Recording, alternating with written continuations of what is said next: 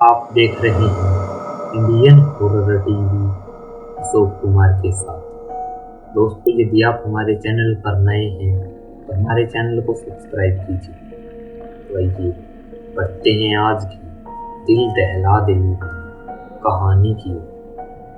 दोस्तों, आज की कहानी नवरात्रों की उस काली रात की है जिसमें आदित्य के साथ कुछ ऐसा घटित होता है जिससे उसकी रूह कांप जाती है। तो क्या होता है आदित्य के साथ, जानने के लिए कहानी को आखिरी तक देखना मत भूलना। तो आइए आदित्य के पॉइंट ऑफ व्यू से इस कहानी को शुरू करते हैं। दोस्तों, मेरा नाम आदित्य है और मैं मुंबई का रहने वाला हूँ। शहर से बाहर की ओर मैं एक कॉलोनी में रहता हूँ। मेरे घर से तकरीबन 20 किलोमीटर दूर एक फैक्ट्री में मैं काम करता हूँ। मेरी 8 घंटे की नौकरी है। सुबह 10 बजे मैं फैक्ट्री में जाता हूँ और शाम 6 बजे फैक्ट्री से निकलता हूँ और घर पहुँचने में मुझे 1 से 1.5 घंटा लग जाता है। उन दिनों नवरात्रों के दिन चल रहे थे और चारों तरफ एक अलग ही खुशी का माहौल था। मैंने भी नवरात्रों का व्रत रख रखा था। इस घटना उस दिन हुई थी जब नवरात्रों का छठा दिन था। आज मुझे फैक्ट्री में कुछ जरूरी काम हो गया था और मैं पूरे 3 घंटे लेट हो गया। रात के 9 बज गए थे जब मैं फैक्ट्री से निकला। मैंने जल्दी से अपनी बाइक को उठाया और घर की ओर चल पड़ा। आज मुझे घर जाने में देर हो गई थी और रात भी बहुत हो गई थी। अंधेरा चारों तरफ छा गया। मैंने एक जगह पर जाकर बाइक को रोका। वहां पर 2 रास्ते थे।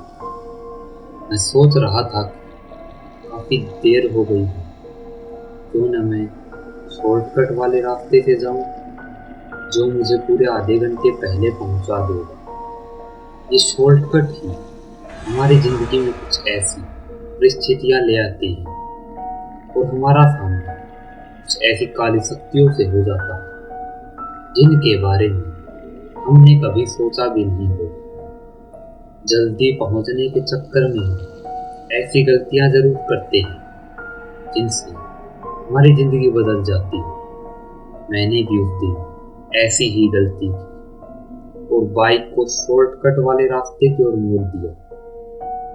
मैंने कानों में ईयरफोन लगा रखे थे और माता रानी के भजन सुनते हुए मैं आराम से बाइक चला रहा था। उस रास्ते पर सन्नाटा छाया हुआ था और जानवरों की हल्की हल्की आवाज सुनाई दे रही थी। उस रास्ते पर काफी दूर मैं आ गया था, परंतु वह छोटा सा रास्ता जैसे और भी बड़ा हो गया हो। वह खत्म होने का नाम ही नहीं ले रहा था। मैंने जब मीटर की ओर देखा तो पेट्रोल कम हो गया था, परंतु ऐसा कैसे हो सकता है, क्योंकि चलते समय मैंने टंकी फुल कराई थी। तभी अचानक चल रही भजन बंद हो गई। मैंने मोबाइल की तरफ देखा, परंतु उसमें अभी भी भजन चल रहे थे। मैंने देखा कि ईयरफोन में मुझे आवाज सुनाई नहीं दे रही थी। मैंने 2-3 बार बंद चालू करके देखा, वह भजन नहीं चले। अचानक ही ईयरफोन से किसी के हल्के हल्के रोने की आवाज मुझे सुनाई देने लग गई। मैं मोबाइल की ओर देखा। मोबाइल में अभी भी भजन चल रहे थे, परंतु मेरे कानों में तो मुझे किसी के रोने की आवाज सुनाई दे रही थी। धीरे धीरे रोने की आवाज बढ़ने लग गई। मैंने देखा तो मेरा मोबाइल अचानक से बंद हो गया, परंतु ईयरफोन से अभी भी रोने की आवाज सुनाई दे रही थी। मैं डर गया। मैंने ईयरफोन को हटा लिया, लेकिन वह रोने की आवाज अभी भी आ रही थी। मैंने ईयरफोन को दूर फेंक दिया। मैं पसीने से भीग गया था। तभी मैंने देखा कि सड़क के किनारे एक और कोई लेटा हुआ था। उसके ऊपर सफेद चादर थी और एक औरत उसके पास बैठी हुई थी। मैं उस औरत के पास गया और जब मैंने वहां पर बाइक जाकर रोकी तो बाइक की हेडलाइट की रोशनी में मुझे जो दिखाई दिया उससे मेरी रूह कांप गई, क्योंकि सफेद चादर में शायद कोई लाश पड़ी हुई थी। कोई मरा पड़ा था वहां पर। वह पूरी तरह से सफेद चादर में लिपटा हुआ था।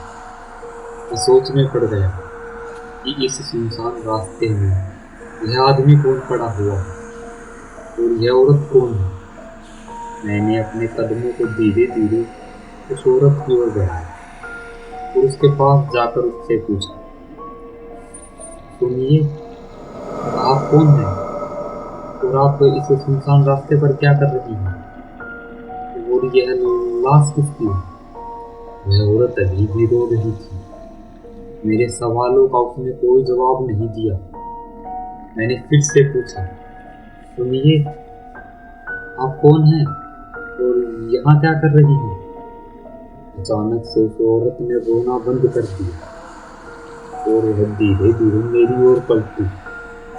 उसका चेहरा देखकर मैं डर गया और थोड़ा सा पीछे हट गया, क्योंकि उसका चेहरा डरावना था।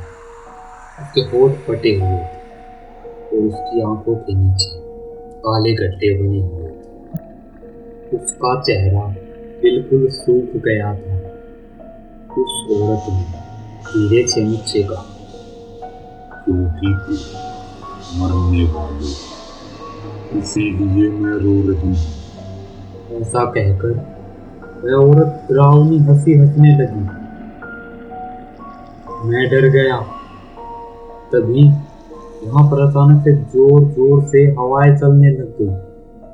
वह औरत अभी भी हंस रही थी कि तभी उस लाश पर से वह सफेद कपड़ा हट गया।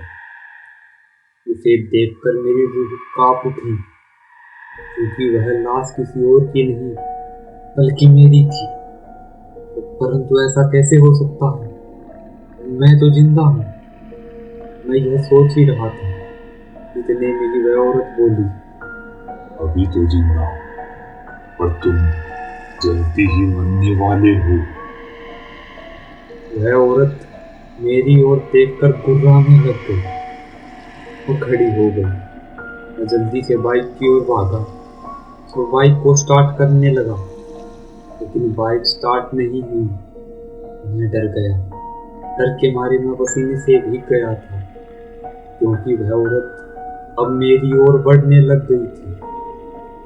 मैं बस फटी आंखों से उसे देख रहा था। मेरे पास वह आ गई और उसने अपने हाथ को मेरी गर्दन की ओर बढ़ाया और मेरी गर्दन पकड़ ली। वह अपने हाथ की पकड़ को धीरे धीरे मेरी गर्दन पर बढ़ा रही थी। मेरा दम घुट रहा था। मैं हाथ पांव मार रहा था, परंतु वह औरत मेरा गला पकड़े हुई थी।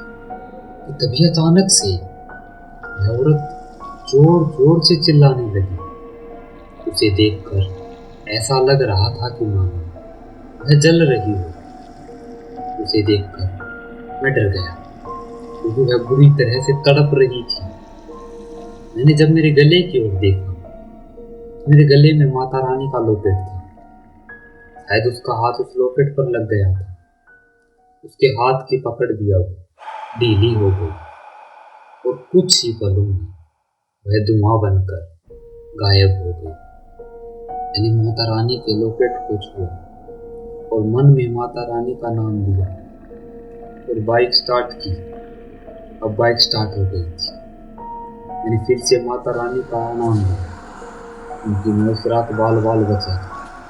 तो बाइक को तेजी से भगा लिया ताकि जल्दी से मैं इस भूतिया रास्ते से निकल जाऊं। तकरीबन 1.5 घंटे में मैं अपने घर पर पहुंच गया। मुझे घबराया हुआ देखकर मेरी पत्नी ने मुझसे पूछा, परंतु जब मैंने उसे वह सारी घटना बताई तो मेरे साथ घटी थी, तो वह भी बहुत ज़्यादा डर गई थी। हम दोनों ने माता रानी के सामने हाथ जोड़े और उनका धन्यवाद किया, क्योंकि अगर माता रानी का वह लोकेट मेरे साथ नहीं होता तो शायद मैं आज जिंदा नहीं होता। उस रात मैंने पहली बार किसी ऐसी काली शक्ति का अनुभव किया और देखा था। इससे पहले मैंने कभी भी ऐसा अनुभव नहीं किया था। उसके बाद मैं कभी भी उस रास्ते से नहीं गया, परंतु यह औरत उस रास्ते पर आज भी भटकती है और अपना शिकार ढूंढती है। तो दोस्तों, आज की कहानी में बस इतना ही। यह कहानी आपको कैसी लगी? अगर अच्छी लगी हो तो वीडियो को लाइक, कमेंट और शेयर कीजिए। चैनल पर नए हैं तो चैनल को सब्सक्राइब कीजिए। अगर आपके पास भी ऐसी ही कोई कहानी है तो डिस्क्रिप्शन में दी गई हमारी ईमेल आईडी पर भेजिए। जल्द ही मिलते हैं एक और दिल दहला देने वाली कहानी के साथ।